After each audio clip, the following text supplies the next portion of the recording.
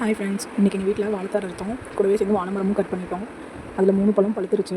இந்த 3 பழத்தில் ஒரு பழம் குருவி கிடச்சிருச்சுன்னு நினைக்கிறேன். சரி பரவாயில்லன்னு நாங்களும் பொறிச்சிட்டு வந்துட்டோம். அங்கே எதுவும் குருவி எதுவுமே இல்லை. இந்த பழம் வச்சுருப்போம், ஆனால் எதுவுமே இல்லை. அதனால் எடுத்துகிட்டு வந்துட்டோம் வீட்டுக்கு.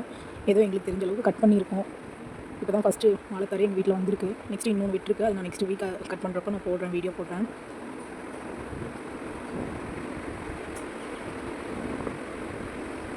இதில் எங்கள் பாப்பா வேறு குறுக்குள்ள வந்துட்டு இருந்தா. அவ்வளோ வேறு நோக்கிட்டு இருந்தோம், எனக்கு கத்தி பட்டுருந்தோம். ஃபைனலாக பாருங்கள் ஃப்ரெண்ட்ஸ், எவ்வளோ பழம் கிடச்சிருக்குன்னு. இது அந்த பஜ்ஜி போடுற காய், வாழைக்காய். டோட்டலாக எவ்வளோ பழம் வந்திருக்குன்னு ஒரு கமெண்ட் பண்ணுங்கள். அதில் வாழைத்தண்டு கிடச்சிருக்கு, 3 வாழைத்தண்டு.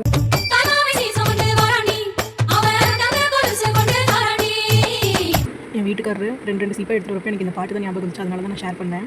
எப்படியோ ஃபைனலி நாங்கள் வீட்டுக்குள்ளே கொண்டு வந்து சேர்த்திட்டோம். எல்லா சீப்பும் அப்புறம் வாழைத்தண்டும் சேர்த்திட்டோம். நாங்கள் கொஞ்சம் சாப்பிட்றதுக்கு வச்சுட்டு மீதி கொஞ்சம் சொந்தக்காரங்களுக்கு கொடுத்துருவோம். Thank you friends.